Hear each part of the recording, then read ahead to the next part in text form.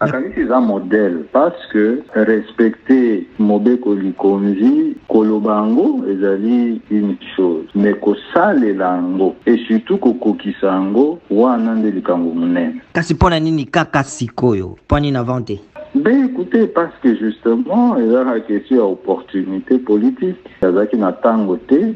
Akoye kosala yango avant-hier, akoye kosala yango lelo, akoye kosala yango na session oyo ekoya, problème eza te. Parce qu'en réalité, ezali symbolique. Ezali kolakisa ke lokola ekomani na mobeko likonzi, il fallait kaka symboliquement akokisa yango alata mwa écharpe wana kolakisa ke constitution elobi ke akomi sénateur, pe azali sénateur azi, akomi kuna na siège ya Sénat, akoti na kati invitaki na cérémonie solennelle et à ouverture à participer et à l'attirer la sénateur balata. Je crois qu'il faut y voir aussi une marque à humilité, une marque à simplicité, qu'il y a une vie et qu'il faut exercer conformément à la Constitution. Ce aussi, c'est mandat successif ni balai, au qui continue directement parce que la Constitution est lobby après 2 mandats successifs, il faut un paiement, mais quand au paiement, Rosala, dans titre, il y a sénateur à vie, puis Rosala a droit de siéger comme sénateur. L'essentiel, c'est qu'à Kokisi Mobeko.